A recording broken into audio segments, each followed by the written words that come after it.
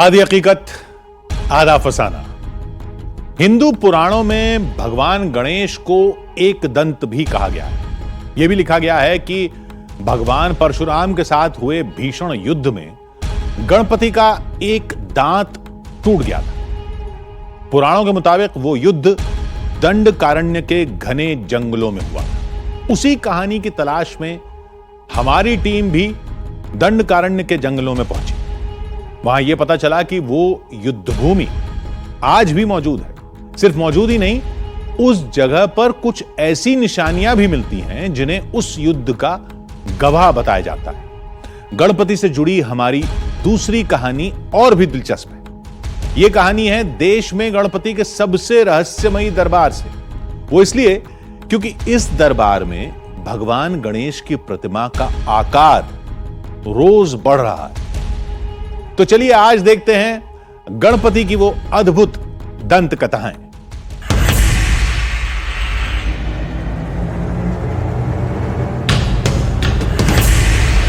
क्यों दंडकारण्य के इस जंगल में परशुराम ने बनाई भगवान गणेश की प्रतिमा?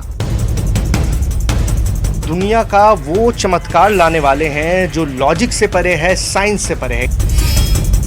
रास्ता तो टेढ़ी मेढ़ी है, सीधा नहीं है, बहुत कठिन है जाने के लिए। अगर पैर स्किट हुआ तो मतलब आपका मौत सीधा सामना होगा।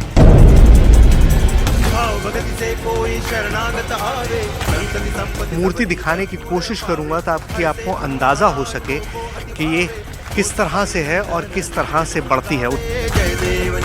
इस वक्त हम लोग मौजूद है दंडकारण्य की सबसे ऊंची चोटी पर। कहीं विनायक की महिमा पूरी दुनिया के लिए अचंभा बन गई, तो कहीं भगवान गणेश के एक दंत बनने की कहानी आज भी जंगलों में जिंदा है।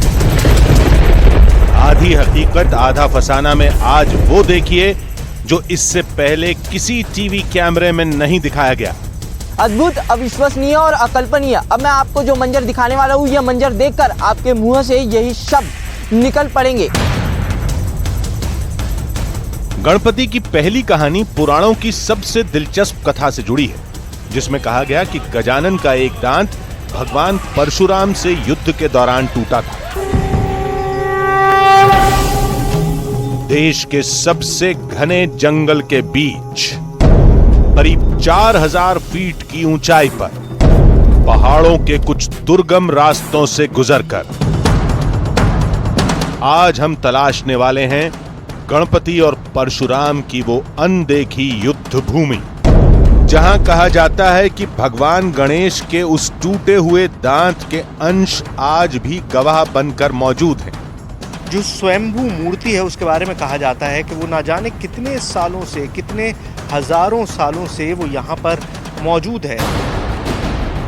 दूसरी कहानी है भगवान के उस रूप की जिसका आकार रोजाना बढ़ रहा है। अपने आप ये बढ़ रही है, स्वयंभू गणपति जी हैं। जब ब्रिटिश के समय में देखा जाए तो कुआं में आधा सूंड तक ही दिखा जाता था, लेकिन आज जो है पेट तक पूरा भगवान दिखते हैं। 3 बार या 4 गुना बड़ा हो चुका है। जिनके वस्त्र, जिनके आभूषण अपने आप छोटे हो जाते हैं। एक ऐसा रूप जिसकी करिश्माई शक्ति के आगे झूठ बोलने वाला शख्स चंद पल में पकड़ा जाता है। आज देखिए भगवान गणेश के 2 अद्भुत अवतारों की कहानी, 2 रहस्यमयी दरबारों की पहेली, 2 युगों पुरानी पहेलियों को सुलझाने की एक कोशिश।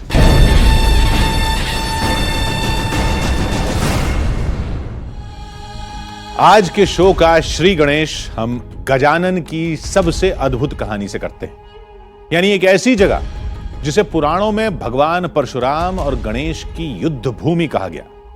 यही वो जगह है जहां भगवान गणेश का एक दंत रूप सामने आया था। हैरानी की बात यह है कि देश के एक घने जंगल में हूबहू वैसी ही जगह मौजूद है जिसका जिक्र पुराणों की उस कहानी में मिलता है। जगह भी ऐसी जहां नक्सलियों का खतरा है, जंगली जानवरों का खतरा है। वहां पहुंचने के लिए कई नदियों और दुर्गम रास्तों को पार करना पड़ता है और फिर एक ऐसे पहाड़ पर चढ़ना पड़ता है जिसका हर मोड़ नया खतरा बनकर आता है।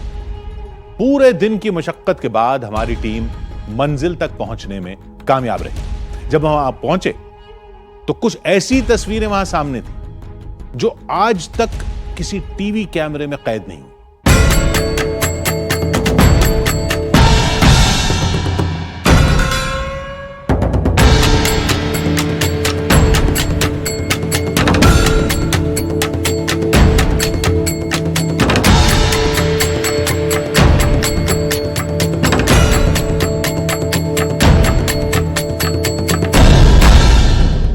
पुराणों के पन्नों में दबी एक ऐसी कहानी जिससे लोग अनजान हैं। सर्वशक्तिमान गणपति कैसे बने एक दंत।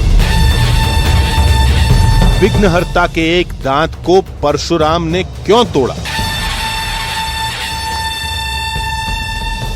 हमें बताया गया कि छत्तीसगढ़ के जंगल में एक ऐसा धाम है जहां विनायक के एक दंत होने का रहस्य छुपा है। एक ऐसा राज जो आज तक किसी टीवी कैमरे में कैद नहीं हुआ।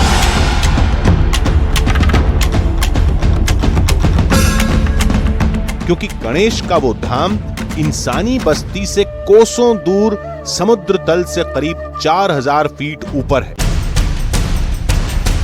वहां जाना मौत को दावत देने के बराबर है।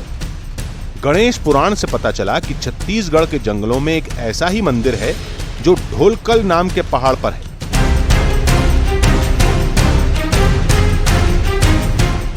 हमारे लिए इतनी जानकारी काफी थी। फिर हम निकल पड़े अपने सफर पर और हमारी मंजिल थी दिल्ली से करीब 1600 किलोमीटर दूर छत्तीसगढ़ का दंतेवाड़ा।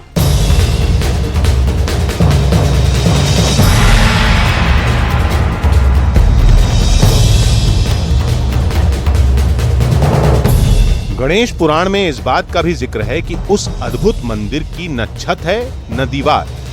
वो विनायक का खुला दरबार है जो पूरी तरह प्राकृतिक है।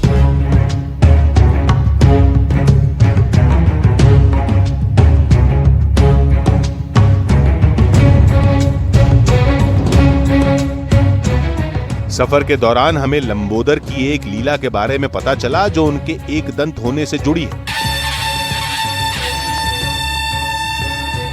कथा के मुताबिक एक बार महर्षि परशुराम महादेव से मिलने कैलाश पर्वत पहुंचे। शिवशंकर कैलाश पर नहीं थे। हम अपने आराध्य भगवान शिव को स्वयं ही ढूंढ निकालेंगे। जिन्हें ढूंढते हुए परशुराम पार्वती के घर पहुंचे, जहां घर के बाहर गणेश पहरा दे रहे थे। हे विचित्र प्राणी, कौन है तू? हट जा मेरे मार्ग से। हमें अपने आराध्य भगवान शिव के दर्शन करने हैं। लेकिन गणेश ने परशुराम को अंदर जाने से रोक दिया। बात बढ़ती गई। फिर परशुराम और गणेश में युद्ध छिड़ गया। शिव के गणों ने भी परशुराम को समझाने की कोशिश की। तो भी साधु, तू नहीं जानता कि तू क्या कर रहा है, तू किससे टकरा रहा है। यह अग्र पूजा के अधिकारी हैं, पार्वती नंदन श्री गणेश हैं। शीघ्र कैलाश से लौट जा, नहीं तो तू अपने इन प्राणों से हाथ धो बैठेगा। लेकिन परशुराम ने एक नहीं सुनी और गणेश पर वार करते रहे।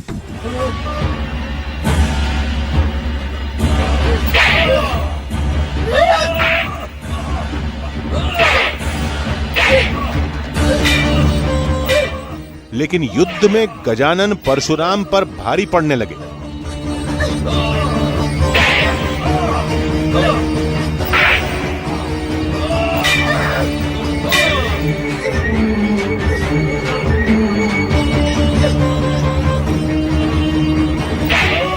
परेशान परशुराम ने भगवान शिव का नाम लेकर अपने फरसे से हमला किया और इस वार से गणेश का एक दांत टूट गया। मैं अपनी शिव भक्ति को दांव पर लगाकर अपने आराध्य भगवान शिव का नाम लेकर तुझ पर प्रहार करता हूँ। ओम नमः शिवाय।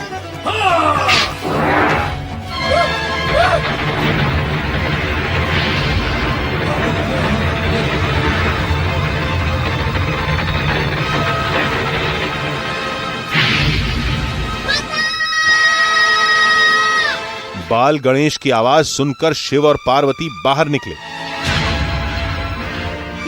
चोट तो नहीं पहुंची पुत्र? नहीं माता, मुझे चोट नहीं पहुंची। अभी तू मेरे भाई दांत को पहुंची है और अब मैं एक दंत बन गया। मान्यता है कि गणेश का दांत टूटकर छत्तीसगढ़ की धरती पर उसी जगह पर गिरा जहां आज वो मंदिर है। बाल गणेश की लीला के ख्यालों में खोए हम छत्तीसगढ़ के दंतेवाड़ा पहुंचे।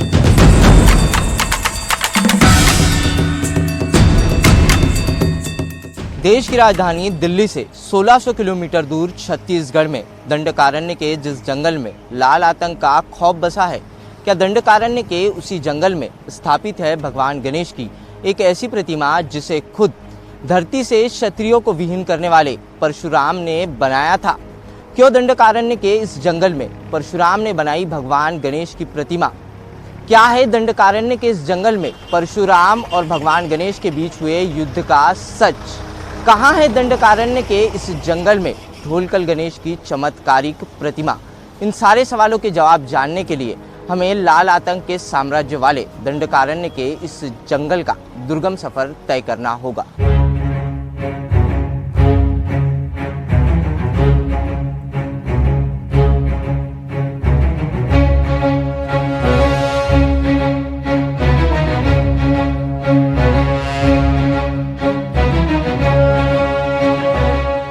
रास्ते में फरसपाल गांव में गणेश के उस रहस्यमयी मंदिर के बारे में और जानकारी मिली और यह भी पता चला कि फरसपाल गांव का उस मंदिर से गहरा नाता है। पुराणों में कहा जाता है कि कभी युद्ध हुआ था गणेश और परशुराम के बीच में, तो उस समय परशुराम ने गणेश जी का जो दांत है उसको मतलब हथियार से काट दिया था, तो शायद यहीं पे गिरा है और ऐसी मान्यता है। प्लस जो उसका जो हथियार है फरसा वो फरसा यहीं पे गिरा, उस कारण इस गांव का नाम भी फरसपाल पड़ा। और जो वो पहाड़ है वहाँ पे पूरा जो पत्थर था वो लोहे का हो गया।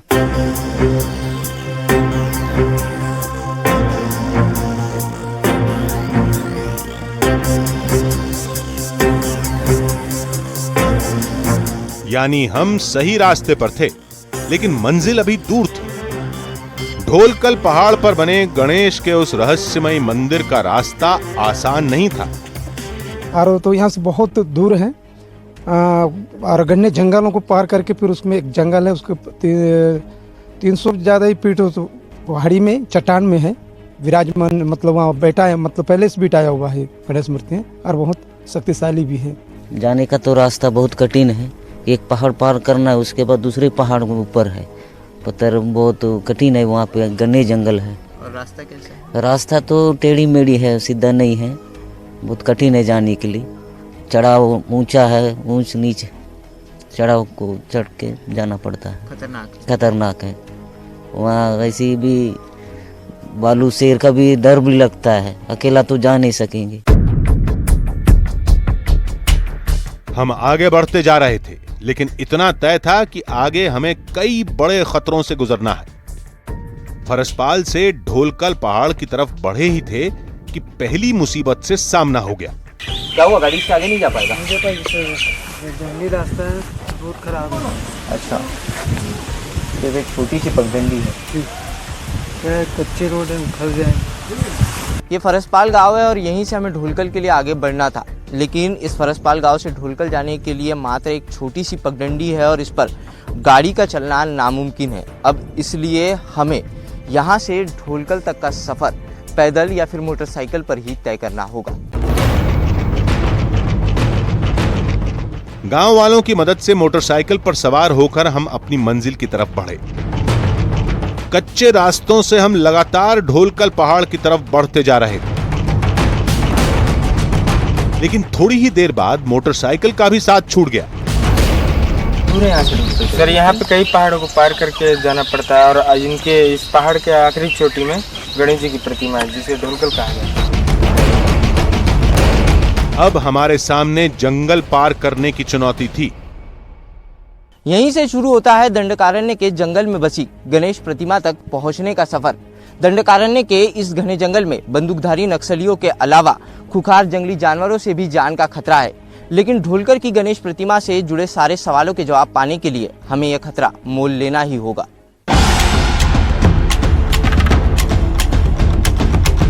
हम तेजी से जंगल की तरफ बढ़े, इस बात से अनजान कि इस घने जंगल में हमारे सामने कैसी मुसीबतें आएंगी। अभी हमें इस घने जंगल को पार करना था, फिर पहाड़ पर चढ़ाई चढ़नी थी, उसके बाद पहाड़ की सबसे ऊंची चोटी पर पहुंचना था। मौसम तेजी से खराब हो रहा था, बारिश का खतरा भी बढ़ता जा रहा था। ऐसे हालात में जंगल को पार करके पहाड़ पर चढ़ना खतरनाक साबित हो सकता था। क्या हम गणेश के उस रहस्य लोक तक पहुंच पाए, या रास्ते की मुसीबतों ने हमारे हौसले को पस्त कर दिया? क्या गजानन का वो अद्भुत मंदिर पहली बार टीवी कैमरे में कैद हो पाएगा?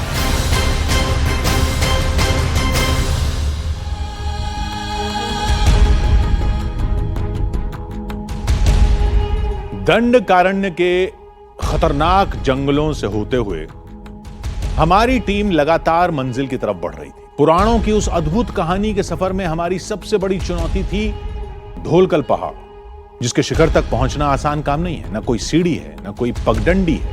हमें बताया गया कि उस ऊंचे पहाड़ की चोटी पर इस कहानी से जुड़े कुछ सच्चे सबूत मौजूद हैं। उसी शिखर पर भगवान गणेश का टूटा हुआ दांत गिरा था, और उसी जगह पर भगवान परशुराम ने गणपति की एक विशाल काय प्रतिमा बनाई, जो आज भी मौजूद है। तमाम मुश्किलों के बावजूद हमारी टीम ने उस पहाड़ पर चढ़ने का फैसला किया।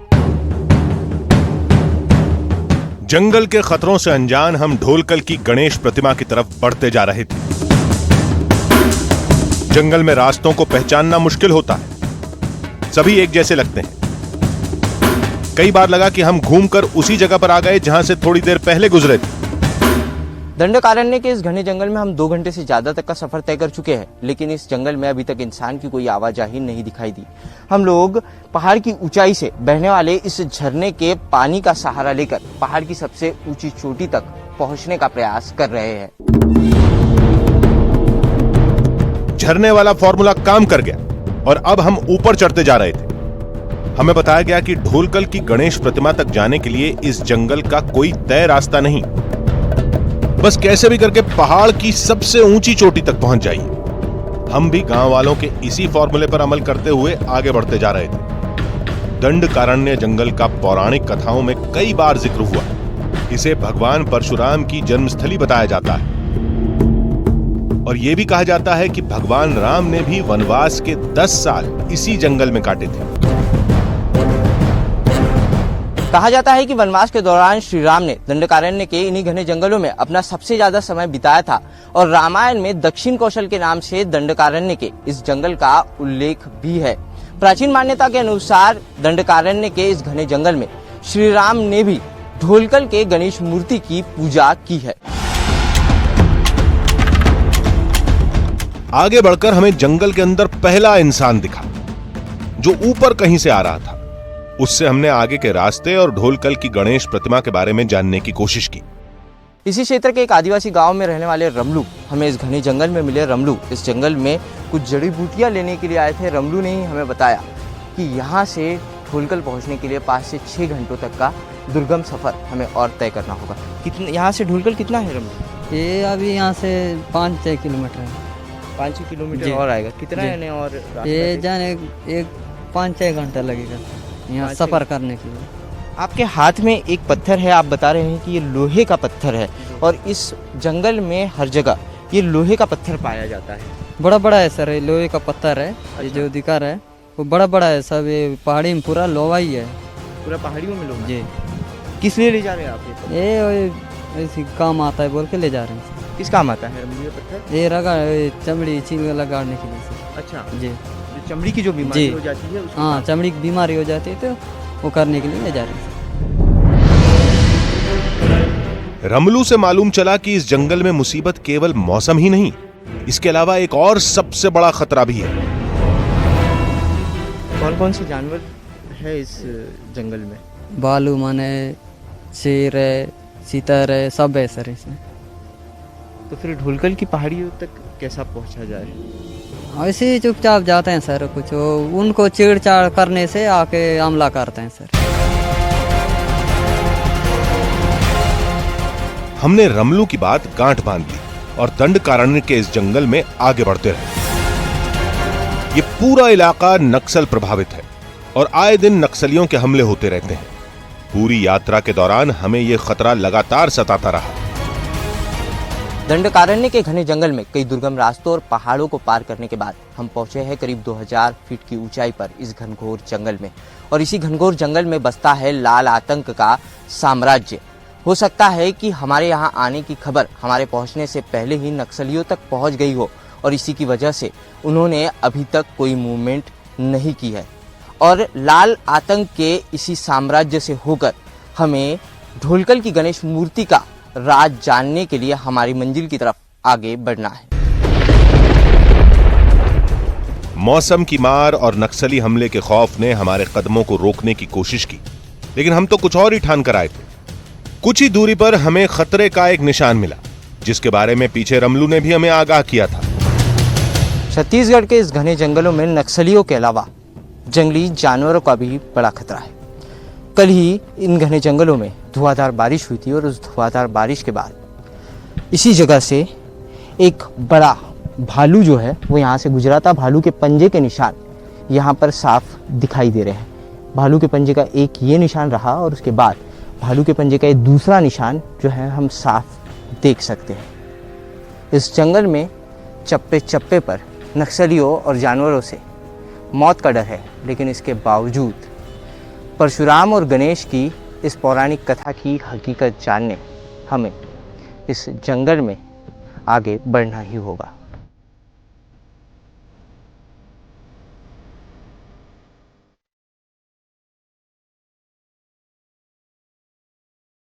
धीरे धीरे हरियाली कम होती जा रही थी और पत्थरों की संख्या बढ़ती जा रही थी। इसका मतलब यह था कि हम ढोलकल पहाड़ के करीब थे। ये पूरा इलाका लौह अयस्क से अटा पड़ा है, जिसका असर इन पत्थरों पर भी दिख रहा था। लेकिन इसको लेकर आदिवासियों की दूसरी ही मान्यता है। गाँव वालों की प्राचीन मान्यता के अनुसार भगवान गणेश का दांत काटने के बाद परशुराम का फरसा दंडकारण्य के इसी दक्षिणी छोर को छूता हुआ वापस परशुराम के पास चला गया और तभी से इस इलाके की सारी चट्टानें और पत्थर लोहे की हो गई। हम लोग देख सकते हैं कि दंडकारण्य के दक्षिणी छोर में स्थित इस जंगल की सारी चट्टानों में आयरन ओर काफी बड़ी मात्रा में पाया जाता है। इस पत्थर को हम लोग देख सकते हैं कि ये पत्थर पूरी तरीके से लोहे का पत्थर दिखाई दे रहा है। इतना ही नहीं तो पूरे देश में दंडकारण्य के इसी दक्षिणी छोर में देश का सबसे अच्छा आयरन ओर पाया जाता है। अब हर कदम हमें ढोलकल पहाड़ के करीब ले जा रहा था। इसके साथ ही खतरा भी बढ़ता जा रहा था। चमत्कारिक ढोलकल गणेश प्रतिमा तक पहुंचने के लिए हम इस घने जंगल में जिस रास्ते पर चल रहे हैं, उस रास्ते पर बारिश की वजह से काफी फिसलन है और इस रास्ते के ही बगल में है हजारों फीट गहरी खाई। अगर किसी व्यक्ति का पैर इस रास्ते से फिसलता है तो वो सीधे हजारों फीट गहरी इस खाई में जाकर मौत के मुंह में समा जाता है। लेकिन चमत्कारिक ढोलकल गणेश प्रतिमा का राज जानने के लिए हम इन सारे खतरों को पार करते हुए आगे बढ़ते जा रहे हैं।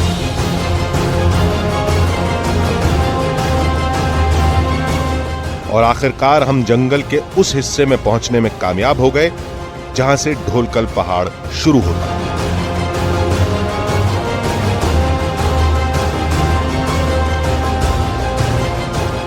ऐसे घने और दुर्गम जंगल को 16 से 17 किलोमीटर पार करने के बाद ढोलकल गणेश प्रतिमा तक पहुंचने की चाह हमें ले आई है इस जंगल की सबसे ऊंची चोटी पर। और गांव वालों के बताए अनुसार इन्हीं चट्टानों को पार करने के बाद हम पहुंच पाएंगे ढोलकल गणेश प्रतिमा के राज तक।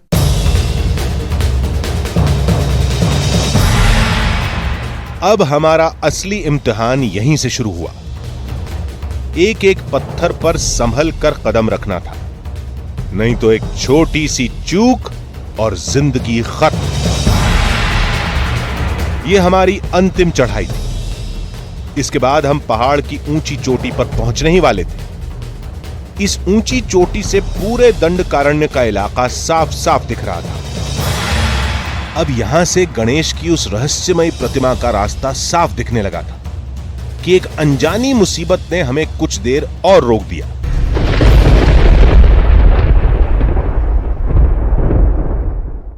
ढोलकर की गणेश प्रतिमा के राज तक आपको पहुंचाने के लिए आप देख सकते हैं कि किस तरीके से मौत के मंजर को हमें पार करना पड़ रहा है। इस वक्त हम लोग मौजूद है इस पहाड़ की सबसे ऊंची चोटी पर और इस चोटी के चारों तरफ है मौत की गहरी खाई। हजारों फीट गहरी इस खाई में अगर कोई व्यक्ति इस चट्टान से फिसल कर गिर जाए तो उसका मौत के मुंह में समानात तय है।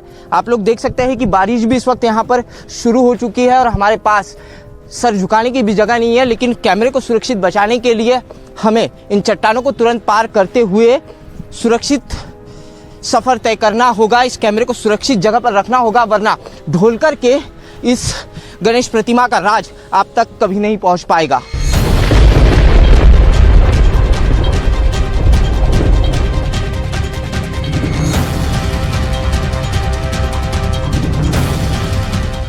बारिश जो है वो थमने का नाम नहीं ले रही है। पिछले 3 घंटों से हम इसी तरीके से इन दो चट्टानों के बीच में छिपकर बारिश से बचने का प्रयास कर रहे हैं, लेकिन आप लोग देख सकते हैं कि इन वादियों में धुआंधार बारिश जारी है और कुछ ही देर में रात होने वाली है। ऐसे में हमारे पास एक पॉलीथीन है और इसी पॉलीथीन के सहारे हमने कैमरे को बचाकर ढोलकर गणेश प्रतिमा तक का सफर तय करने का निर्णय लिया है। थोड़ी देर बाद बारिश थम गई। बारिश रुक चुकी है और अब हम ढोलकर की गणेश प्रतिमा के राज तक पहुंचने के लिए यहाँ से निकल रहे हैं और यहीं से हम तुरंत ही आगे का सफर तय करेंगे। अब कुछ ही पलों में गणेश की वो अद्भुत प्रतिमा हमारी आंखों के सामने आने वाली थी। अद्भुत, अविश्वसनीय और अकल्पनीय। अब मैं आपको जो मंजर दिखाने वाला हूँ, यह मंजर देखकर आपके मुंह से यही शब्द निकल पड़ेंगे। मौत के मंजर और सारी झकझोर देने वाली बाधाओं को पार करने के बाद आखिरकार हम पहुंच ही चुके हैं दंडकारण्य की वादियों में सबसे ऊंची चोटी पर विराजित ढोलकर गणेश प्रतिमा के समक्ष। और यह है उस प्रतिमा का नजारा। आप लोग देख सकते हैं कि वादियों में बसी, वादियों में विराजित इस गणेश प्रतिमा का यह नजारा किसी स्वर्ग की अनुभूति से कम नहीं है। इन वादियों में ये गणेश प्रतिमा बादलों से भी ऊपर विराजित है।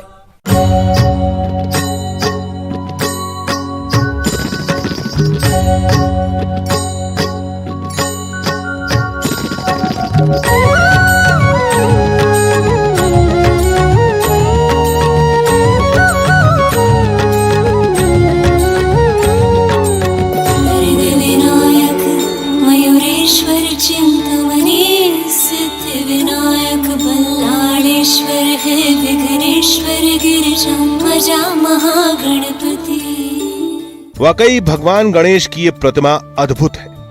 ऐसी मूर्ति हमने आज तक नहीं देखी थी।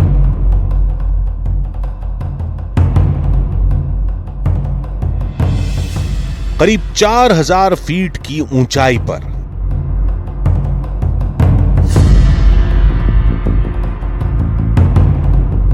दंडकारण्य के जंगल में ढोलकल पहाड़ी की सबसे ऊंची चोटी पर लंबोदर की यह प्रतिमा अलौकिक है। इस चोटी पर ठीक से खड़े होने तक के लिए जगह नहीं है।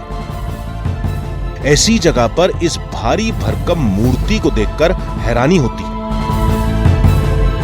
चारों तरफ गहरी घाटी और उसके ठीक बीच में ऊंची और पतली चोटी पर गजानन की ये प्रतिमा।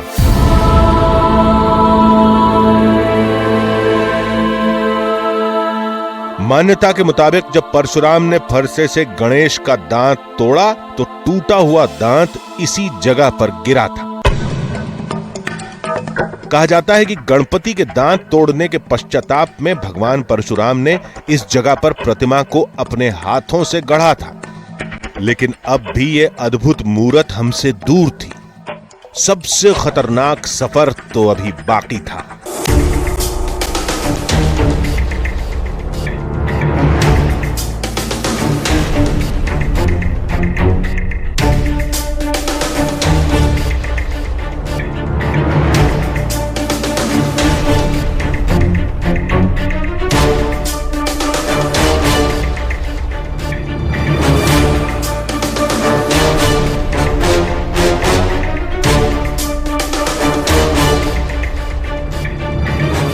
आखिरकार हम ढोलकल गणेश प्रतिमा तक पहुंचने में कामयाब रहे।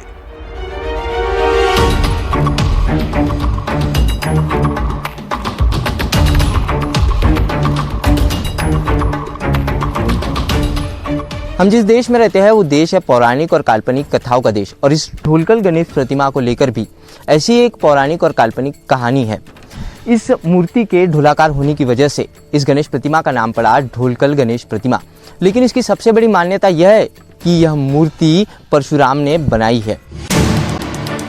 लेकिन हमें इस जगह पर ऐसा कोई साक्ष्य नहीं मिला जो इस गणेश प्रतिमा से जुड़ी कहानियों को साबित करता हो। इस बात में कोई शक नहीं कि गजानन की प्रतिमा और ये जगह अद्भुत है।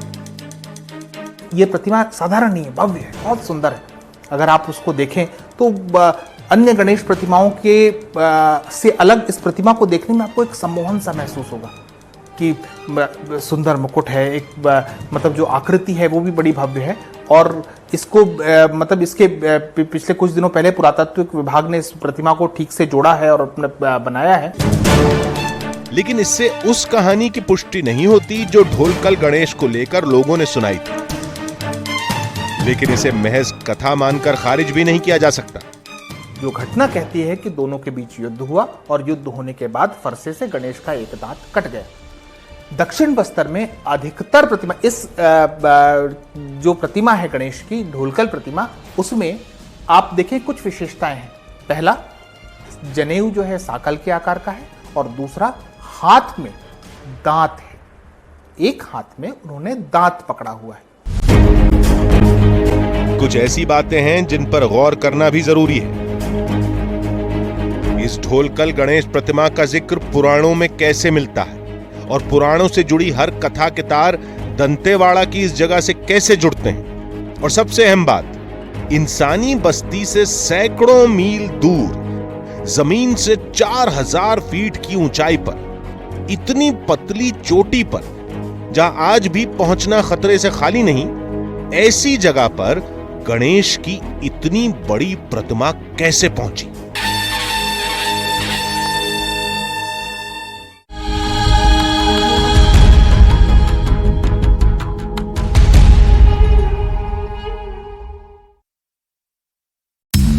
के नाम से है और हलफनामे की बुनियाद पर दावा किया गया है कि सीमा ने यह साफ किया था।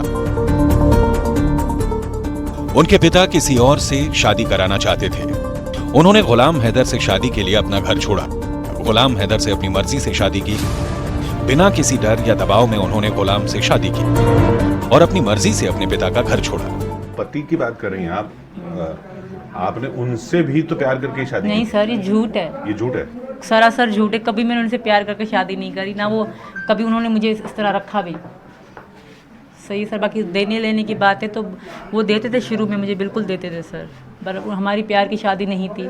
इस मजबूरी को मोहब्बत ना कहा जाए सर, मैंने पहले भी कह दिया था। तो उनका कहना है कि वो प्यार की शादी है। बिल्कुल, वो तो हर चीज़ कह रहे हैं, हर चीज़ को उल्टा। जिस तरह पाकिस्तान के लोग नफरत जाहिर कर रहे हैं मेरे पर, गलत यहाँ के लोगों के दिमाग में गंदगी भर रहे हैं।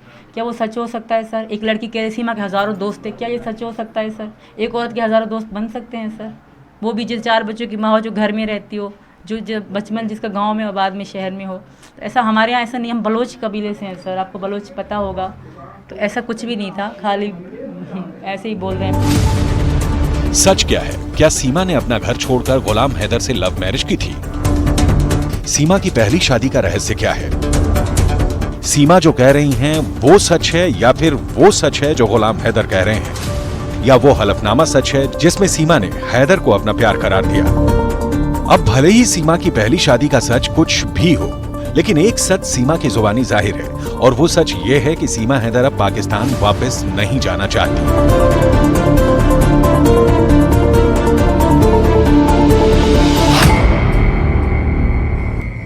मैं अगर पाकिस्तान चलेगी तो उनका जीवन खराब हो जाएगा। सबसे यही रिक्वेस्ट है, भले कहीं भी रख लें, कोई भी कानून हम पे रख लें, पर वापस न देंगे। वापस हमारे कोई कुछ ही नहीं है।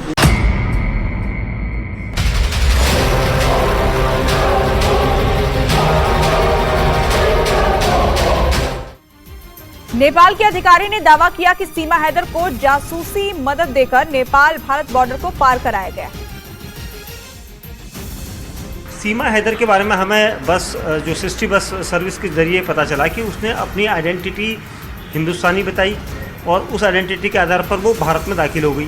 तो कैसे ये सब कुछ हुआ, क्योंकि ये तो बस सर्विस में चेकिंग भी होती है, सब कुछ होता है। जैसे देखिए, जैसे ये जो है ये हमारा सरकारी ऑफिस है। अगर सरकारी ऑफिस में हमारे अगर कोई भी अगर कस्टमर आता है, चाहे नेपाल को हो, चाहे हिंदुस्तानी हो, चाहे थर्ड कंट्री का हो, तो हम पहले सबसे पहले उनका लोगों का आईडी प्रूफ मांगते हैं। हम ये नहीं उन्होंने कह दिया मुँह से कह दे मेरा नाम ये है, मैं इंडियन हूँ, वैसे हम उनमें विश्वास नहीं करते। हम उनका प्रूफ मांगते हैं। आपके पास आप अपना पहला प्रूफ दिखाइए, अपना आईडी नंबर दिखाइए, आप कौन से स्टेट के हो, कहाँ के हो। उसके बाद उनके बाद कन्फर्म अगर उनका जो आईडी है वही आईडी अनुसार का हमारे यहाँ लिस्ट बनता है जो हम बॉर्डर में भेजते हैं। हमारे पास ऐसे हैं वो गाड़ी के अंदर किसी के बोलने के उसमें भर में हम किसी यात्री को उसको इजाज़त यहाँ से जाने का नहीं देते। इसीलिए सीमा हैदर को पता हुआ कि सिद्धार्थनगर के सादा बॉर्डर से वो निकल सकते। बिल्कुल बिल्कुल। ये अगर वो कोई उनका जासूस पता नहीं कहाँ से कहाँ तक था, क्या था, और हो सकता है कि वो बॉर्डर से जहाँ से गई है बॉर्डर के नज़दीक तक तो उस बस में गई, उसके बाद हो सकता है उतर के कि कोई खेतों के रास्ते से कहीं से हो गए उस पार, तो बस तो निकल जाएगी उतनी देर में। मतलब जैसे उसके कोई जासूस होंगे, कुछ होंगे।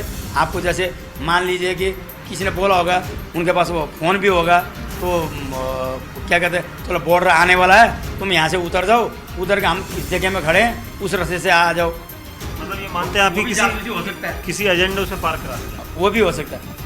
सीमा का दावा है कि गुलाम हैदर से उसने मजबूरी में शादी की और शादी के बाद पहली बार कराची गई, लेकिन इसके बाद जब उसकी सचिन से दोस्ती हुई तो वो झूठ बोलकर नेपाल आ गई, जिसके बाद सीमा के जीवन का दूसरा चैप्टर शुरू हुआ।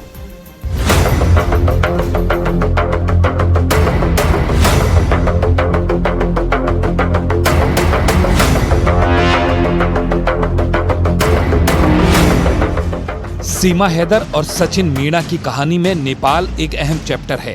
नेपाल की राजधानी काठमांडू ही वो ठिकाना है जहां पर पहली बार सीमा हैदर और सचिन मीणा की मुलाकात हुई थी। अब नेपाल में मिलने से लेकर पशुपतिनाथ मंदिर में शादी तक की सीमा और सचिन मीणा की अपनी कहानी है, लेकिन उस कहानी की पड़ताल में न्यूज 18 इंडिया के सामने कुछ अलग ही दावे सामने आए। जैसे नेपाल में वो होटल जिसमें सचिन और सीमा रुके थे, होटल मालिक के मुताबिक सचिन ने अपना नाम शिवांक बताया था।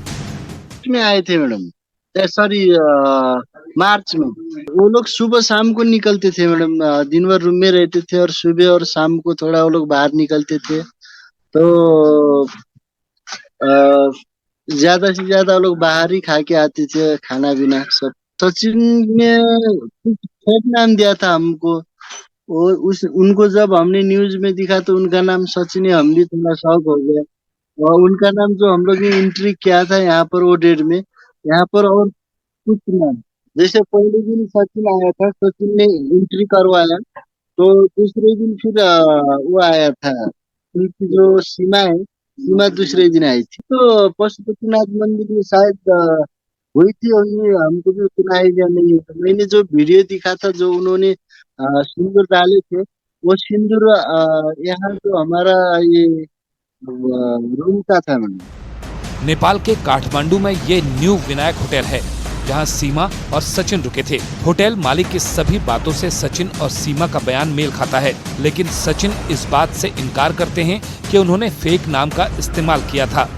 उधर जब नेपाल में गई तो होटल में वो होटल वाला कह रहा है विनायक वाला कि आपने नाम कुछ और बताया था। नहीं सर पहले तो ये बाद में आई थी, पहले तो मैं ही गया था। अच्छा। मैंने बुक कराया था। जब मैं काठमांडू न्यू बस पार्क पहुंचा था तो वो अंकल थे जो बस से उतरते थे, मेरे को बुलाया, उनकी कोई कमरा चाहिए किराए पर। मैंने कहा हाँ चाहिए। उनकी मेरी बीवी आएगी शाम को, वो भी रहेगी यहाँ पर। तो ये झूठ बोला आपने वहाँ पे? हाँ। और क्या कहते हैं वो, हम मान गए होटल पर गए। मैंने पूछा उनके आधार कार्ड तो नहीं चाहिए, तो उसने बोला नहीं आधार कार्ड की कोई ज़रूरत नहीं है, रख लो बेटा तुम। तो क्या कहते हैं फिर उन्होंने बस ये पूछा था कि कहाँ से हो और क्या नाम है। मैंने बताया था कि सचिन नाम है और मैं दिल्ली के पास नोएडा में रबूपुरा गाँव वहाँ से हूँ बस। और उनके ऊपर है, उनने नाम लिखा ना लिखा, हम तो सर 24 घंटे के अंदर उन्हें 500 रुपये रोजीना दे देते थे। नेपाली कितने दिन रहे उसमें? 7 दिन रहे। सीमा हैदर और सचिन का दावा था कि उन्होंने पशुपतिनाथ मंदिर में शादी की, लेकिन न्यूज 18 ने जब पड़ताल की तो पता चला कि पशुपतिनाथ मंदिर के रजिस्टर में सीमा और सचिन नाम की कोई एंट्री ही नहीं थी। 10 मार्च से 17 मार्च के बीच का रिकॉर्ड हम जो मांग रहे थे, क्योंकि उसी दौरान पाकिस्तान से सीमा यहाँ आई थी नेपाल में, और सचिन भारत से नेपाल में आया था। उन्होंने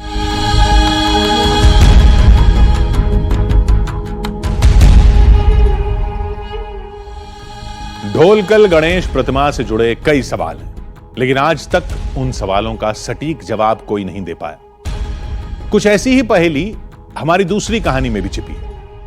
यह कहानी एक ऐसे दरबार की है जहां भगवान गणेश की प्रतिमा का आकार रोजाना बढ़ता चला जा रहा है। हमें बताया गया कि भगवान गणेश की उस प्रतिमा पर जो कवच चढ़ाए जाते हैं वो चंद दिनों बाद ही छोटे हो जाते हैं। लोगों की आंखों के सामने ही उस प्रतिमा का आकार दुगना हो चुका है। कहते हैं कि भगवान गणेश के इस चमत्कार के पीछे एक दिलचस्प कहानी भी छिपी है। तो चलिए आज देखते हैं वो कहानी और पता करते हैं आखिर भगवान की वो प्रतिमा क्यों बढ़ रही है।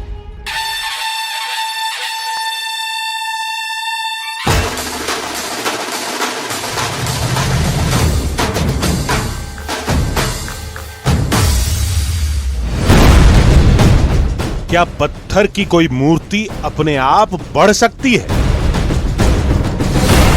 हाँ, बढ़ता हुआ मैंने देखा है। जब ब्रिटिश के समय में देखा जाए तो कुआं में आधा सूंड तक ही दिखा जाता था, दिखता था भगवान मूर्ति, लेकिन आज जो है पेट तक पूरा भगवान दिखते हैं। 1945 से अभी तक जो दिखाई देता है वो 3 बार या 4 गुना बड़ा हो चुका है। अपने आप ये बढ़ रही है। स्वयंभू गणपति जी है ना। पहले 1 फीट की थी मंदिर, ये अभी बढ़ते बढ़ते 4 फीट की हो गई है। क्या पानी से किसी बीमारी का इलाज हो सकता है? मान्यता यही है कि जो भी इस प्रसाद को, इस पानी को ग्रहण करता है उसकी हर बीमारी दूर हो जाती है। क्या गजानन की कोई ऐसी अदालत भी है जहां झूठ बोलने वाला तुरंत पकड़ा जाता है? मान्यता यह है कि यहाँ पर आने के बाद कोई भी झूठ नहीं बोलता। सत्य प्रमाण का भगवान है ना, ये स्वयंभू मूर्ति है। एक बार आपने अपचार करके इधर आके प्रमाण कर लिया तो उनका तो विद इन 90 डेज 90 दिनों में उनका तो वो दिखा देगा।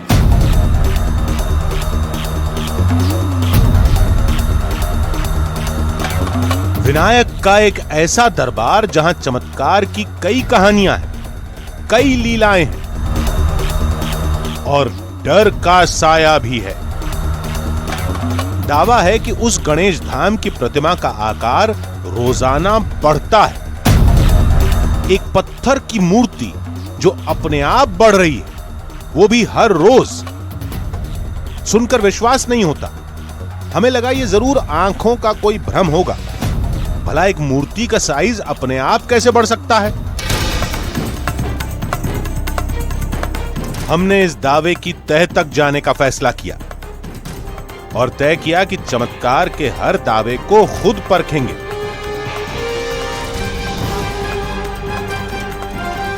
हमारी मंजिल थी दिल्ली से करीब 2200 किलोमीटर दूर आंध्र प्रदेश में चित्तूर जिले का कणिपक्कम विनायक मंदिर। लंबोदर से जुड़े उस रहस्यमय धाम का सफर शुरू होता है तिरुपति बालाजी मंदिर से। नेवु एलगा उन्नवु। मैंने कहा कैसे हैं आप लोग। नमस्कार, मेरा नाम सुहेल है और अब तक मेरी बोलचाल और मेरी वेशभूषा से अगर आपको ये अंदाजा नहीं हुआ हो कि हम कहाँ हैं तो इस मंदिर को आप जरूर पहचानते होंगे। हम मौजूद हैं आंध्र प्रदेश के तिरुपति में और ये है तिरुमला पर बना हुआ तिरुपति बालाजी का मशहूर मंदिर, जहां हर साल लाखों श्रद्धालु आते हैं। अब आप ये कहेंगे कि इस मंदिर के बारे में तो आप सब कुछ जानते ही हैं, तो फिर यहाँ आने की क्या जरूरत है। हम यहाँ पर आए हैं क्योंकि हमें इस मंदिर से थोड़ा आगे जाना है, एक ऐसे मंदिर में जहां हम आपकी मुलाकात करवाएंगे एक चमत्कारी विनायक से, एक ऐसी मूर्ति जो लगातार साइज में बढ़ती जा रही है, एक ऐसा मंदिर जहां पर ली गई शपथ को अदालत में भी माना जाता है, एक ऐसा मंदिर जहां का पानी पीने के बाद हर बीमारी दूर हो जाती है। तो आइए शुरू करते हैं अपना ये सफर।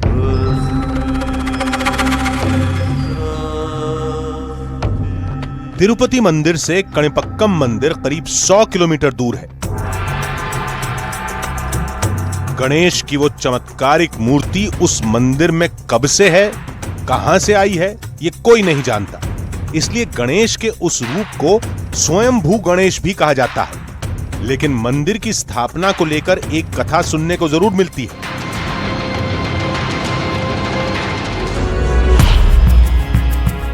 कभी उस इलाके में 3 भाई रहते थे। उनमें एक बोल नहीं सकता था, दूसरा सुन नहीं सकता था और तीसरा देख नहीं सकता था। एक दिन पानी के लिए तीनों ने सूखे पड़े अपने कुएं को खोदना शुरू किया। कुछ देर की खुदाई के बाद एक पत्थर दिखाई दिया, जिसे हटाने पर खून की धारा निकलने लगी। थोड़ी ही देर में पूरे कुएं का पानी लाल हो गया, जिसको हाथ में लेते ही तीनों भाई ठीक हो गए। खबर फैलते ही गांव के लोग वहां पहुंचे तो कुएं में स्वयंभू गणेश जी की मूर्ति दिखाई दी। कहा जाता है कि स्वयंभू गणेश की वो चमत्कारिक प्रतिमा आज भी उस कुएं के अंदर है। कुछ घंटे की यात्रा के बाद हम कणिपक्कम मंदिर के बेहद करीब थे। 12 किलोमीटर की दूरी तय करने में हमें ज्यादा वक्त नहीं लगा।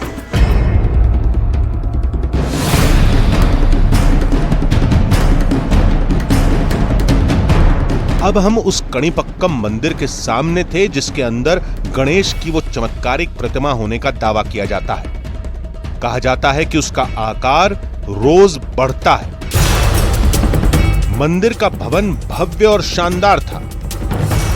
मंदिर पर दक्षिण भारतीय कला शैली की छाप साफ दिख रही थी। आगे बढ़ने से पहले मैं आपको इस मंदिर का थोड़ा सा इतिहास बता दूं। ये मंदिर 11वीं शताब्दी में बनाया गया था चोला राजाओं ने, लेकिन जो स्वयंभू मूर्ति है उसके बारे में कहा जाता है कि वो ना जाने कितने सालों से, कितने हजारों सालों से वो गुलाम भी हैं। लेकिन एक वक्त था जब ये पूरा इलाका बंजर ज़मीन हुआ करता था, यहाँ पर कोई आबादी नहीं थी। उन 3 भाइयों ने सबसे पहले यहाँ पर खेती बाड़ी शुरू की और जब कुएं में से पानी निकला तो वो पानी के अंदर नारियल चढ़ाए गए उसकी पूजा करने के लिए, और उन नारियल का पानी करीबन 1.5 एकड़ की इलाके में फैल गया और तमिल में एकड़ को काणी कहते हैं और इसी वजह से इस पूरे इलाके का नाम काणिपक्कम पड़ गया। जितने भी भक्त दर्शन करके बाहर निकल रहे थे, उन सभी की ज़बान पर केवल एक ही कहानी थी। 1945 का एक है रखा हुआ, इसका मुताबिक ये मालूम होता है कि बहुत छोटा था उस टाइम, 1945 में छोटा था। और उसका दूसरा कवच रखा हुआ गया है कि 2002 का जो दिखाई देता है जो 45 में था वो उससे बहुत बड़ा है। इसको सिद्धि विनायक भी बोलते हैं और सत्य विनायक भी बोलते हैं। यहाँ आके कोई आदमी झूठ नहीं बोल सकता। और इस मंदिर की महिमा इतनी है कि ये मंदिर पहले छोटी थी, अपने आप ये बढ़ रही है। स्वयंभू गणपति जी हैं।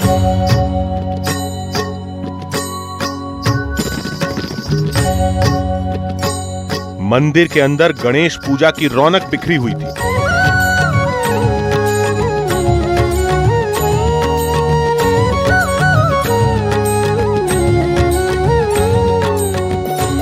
इस भीड़ में हमें एक ऐसे चेहरे की तलाश थी जिसने गणेश की उस रहस्यमयी मूर्ति को बढ़ते हुए अपनी आंखों से देखा हो। फिर हमारी मुलाकात हुई मंदिर के एक पुजारी से, जिसने दावा किया कि उसने मूर्ति को अपनी आंखों से बढ़ते देखा है। काणिपक्कम से स्वयंभू वरसिद्ध, स्वयंभू मतलब खुद अपने आप बढ़ते हुए, अपने आप कुआं से बढ़ते हुए, इसलिए उनको स्वयंभू वरसिद्ध विनायक स्वामी। अभी अभी इनकी विशिष्टता बाहर हो रही है। आपने खुद देखा है बढ़ता हुआ? हाँ, बढ़ता हुआ मैंने देखा है। लेकिन हमें इस कहानी पर भरोसा नहीं था। हम स्वयंभू गणेश की उस प्रतिमा को अपनी आंखों से देखना चाहते थे, उसे परखना चाहते थे कि एक दिन में उसका साइज कितना बढ़ा। हम उस कवच को भी देखना चाहते थे जिसका बार बार जिक्र हो रहा है, जिसे उस मूर्ति के बढ़ते आकार का साक्ष्य माना जाता है। आगे हम आपको मंदिर के ठीक सामने बने इस तालाब का रहस्य भी बताएंगे। लेकिन सवाल यह है कि क्या हम मंदिर के उस गर्भगृह में पहुंच पाएंगे जहां आज भी गणेश की वो चमत्कारी मूर्ति कुएं के अंदर है? क्या कणिपक्कम विनायक मंदिर के रहस्य से आज पर्दा उठ पाएगा?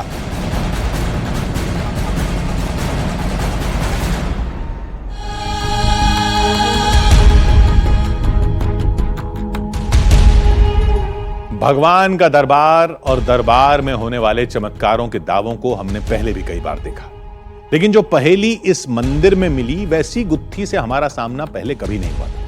क्योंकि इस धाम में ऐसे हजारों लोग थे जिन्होंने अपनी आंखों से मूर्ति का आकार बढ़ते हुए देखा है। यहां वो तमाम कवच भी मौजूद हैं जो कभी गणपति की प्रतिमा के लिए बनाए गए थे, लेकिन अब छोटे हो चुके हैं। दावे के मुताबिक पिछले 77 साल में विनायक की वो मूर्ति 2 फीट से ज्यादा बढ़ चुकी है। मन में कई सवाल थे, लेकिन जवाब किसी के पास नहीं था। हर कहानी हमारी उलझनों को बढ़ा रही थी। तभी एक और दावे ने हमारी सब्र की सीमा को तोड़ दिया, और यह दावा उन्हीं 3 भाइयों की पौराणिक कहानी से जुड़ा था जिनके खेत में ही खुदाई के दौरान स्वयंभू गणेश की मूर्ति मिलने का दावा होता है। लेकिन यहाँ पर अगर एक खास बात थी जो नोट करने वाली, वो ये कि कुदाल सिर पर जाकर लगी थी मूर्ति के और फिर खून निकलने लगा था। तो जहाँ इतनी जोर से चोट लगती है वहाँ निशान हमेशा बाकी रहता है। तो क्या गणपति की इस मूर्ति पे वो निशान आज भी बाकी है?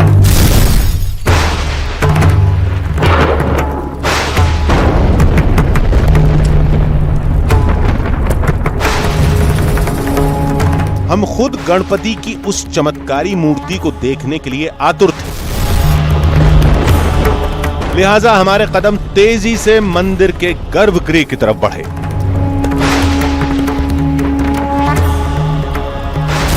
थोड़ी देर में गर्भगृह हमारे सामने था,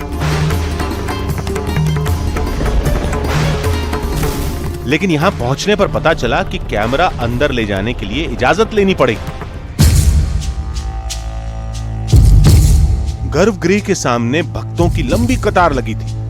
इस भीड़ में हमने मंदिर प्रशासन से बात की, लेकिन हमें कैमरे के साथ अंदर जाने की इजाजत नहीं मिली। आस्था का हवाला देकर हमें गर्भगृह में जाने से रोक दिया गया।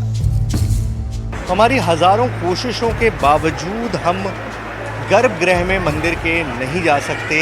ये गर्भगृह का रास्ता है, यहाँ से अंदर वो कुआं है जिसके अंदर विनायक की वो स्वयंभू मूर्ति है जो लगातार बढ़ती जा रही है। यहीं पर लोग दर्शन के लिए अंदर जाते हैं और बाहर आ जाते हैं। लेकिन जैसा कि हमको बताया गया था कि पिछले 1000 साल में 11वीं शताब्दी से मंदिर यहाँ पर मौजूद है और आज तक कोई भी तस्वीर नहीं खींची गई, क्योंकि ये मान्यता है कि तस्वीर खींचा गलत है। तस्वीर खींचना, कैमरे के सामने मूर्ति को लाना गलत है। इस वजह से हमको भी इजाज़त नहीं दी गई। लेकिन यहीं पर वो कुआं है जिसके अंदर वो स्वयंभू मूर्ति है और उस मूर्ति की खासियत मैं आपको बता ही चुका हूँ। और भी बहुत सारी चीज़ें हैं जो ये साबित करते हैं कि उस मूर्ति का साइज़ किस तरह से बढ़ रहा है। हम मूर्ति आपको नहीं दिखा सकते, वो ओरिजिनल आइडल हम आपको नहीं दिखा सकते, लेकिन हम आपको मूर्ति का साइज़ हर तरह से बताएंगे ताकि आपको अंदाज़ा हो सके कि मूर्ति का साइज़ किस तरह से लगातार बढ़ रहा है। हम किसी की आस्था को चोट पहुंचाना नहीं चाहते थे, लेकिन दावे की पड़ताल भी जरूरी थी। हमें बताया गया कि मूर्ति के कवच बाहर ही रखे हैं, जिन्हें कैमरे पर दिखाया जा सकता है। ये वो कवच हैं जो गर्भगृह में मौजूद स्वयंभू गणेश की मूर्ति को पहनाए जाते हैं। यहां कई आकार के कवच रखे हुए थे। बताया गया कि जैसे जैसे प्रतिमा का आकार बढ़ता गया, वैसे वैसे पुराने कवच छोटे पड़ते गए। यहाँ पर अब ये आर्मर्स मौजूद हैं, वो कवच मौजूद हैं जो सबसे बड़ा सबूत है इस बात का कि यहाँ पर किस तरह से मूर्ति का साइज बढ़ा है। 1945 में ये कवच दिया गया था, 1945 में ये कवच दिया गया था। ये कवच उस वक्त इतना छोटा था, मूर्ति का साइज इतना बड़ा था, करीबन 2 फीट और कुछ इंच का मूर्ति का साइज था। 1945 में चांदी का बना हुआ ये कवच था। ये कवच पूरी तरह से इस मूर्ति पर आ जाता था, इस आइडल पर आ जाता था। लेकिन उसके बाद इस मूर्ति का साइज लगातार बढ़ना शुरू हुआ और ये कवच छोटा हो गया। साल दर साल मूर्ति का साइज बढ़ता गया। कितना बड़ा, इस बात का सबूत है ये। अब इस मूर्ति को देखिए, 2002 में ये मूर्ति का कवच फिर से बनाया गया, फिर से तैयार किया गया और तब इसका साइज था 3 फीट 10 इंच। अपने आप में चौंकाने वाला। 2 फीट से 3 फीट, 1.25 फीट मूर्ति बढ़ चुकी थी।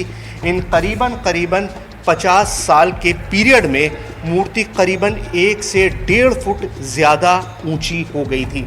और अब आप आगे बढ़िए, सवाल यह है कि 2002 के बाद क्या हुआ?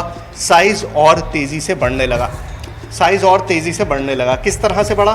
तो 2002 में 3 फुट 10 इंच और उसके बाद आप कुछ साल बीते, चंद साल, 4 साल, ये देखिए बोर्ड लगा हुआ है 2006 और 2006 में मूर्ति का साइज हो गया 4 फीट आधा इंच। मतलब लगातार इस स्वयंभू मूर्ति का साइज बढ़ता जा रहा है आंखों के सामने। अंदर की मूर्ति तो देखने को नहीं मिली, लेकिन इन कवच को देखकर उस चमत्कार का अंदाजा लगाया जा सकता है। कवच को विनायक की उस प्रतिमा को पहनाया जाता है। जब मूर्ति का आकार बढ़ जाता है तो कवच को भी बढ़ाना पड़ता है। यही वजह है कि यहां कई आकार के कवच रखे हुए थे।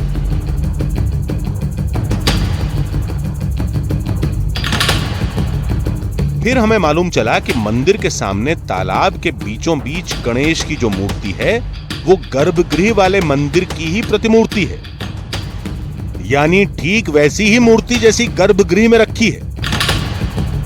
जो लोग अंदर नहीं जा पाते वो तालाब के बीच में रखी मूर्ति के ही दर्शन करते हैं।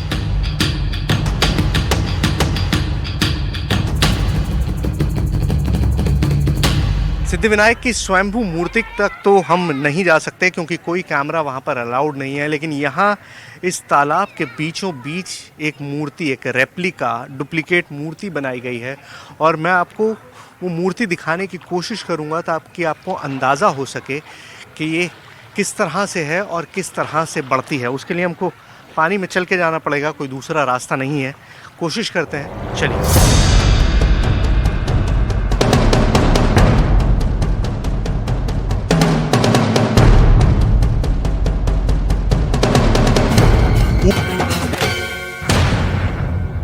ये उसका रेप्लिका है, ये उस मूर्ति का प्रतिबिंब है जो आज अभी आपके सामने है। इस तालाब के चारों तरफ वो जो पानी भरा हुआ है, मान्यता है कि उस पानी से नहाने के बाद हर बीमारी दूर हो जाती है और ये उस मूर्ति की रेप्लिका है।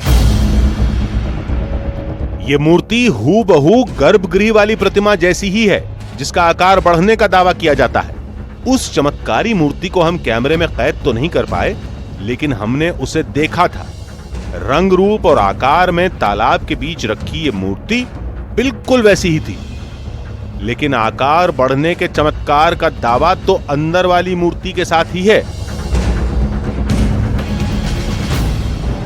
जिस गणेश प्रतिमा का आकार बढ़ने का दावा किया जा रहा था उसे कैमरे में कैद किए बगैर कणिपक्कम विनायक मंदिर की हमारी पड़ताल अधूरी ही मानी जाएगी। कवच को केवल आधार माना जा सकता है, लेकिन इसके दम पर किसी नतीजे पर पहुंचना मुश्किल है। फिलहाल एक बात तो तय है कि प्रतिमा का आकार बढ़े या न बढ़े, इसमें लोगों की आस्था लगातार बढ़ती जा रही है।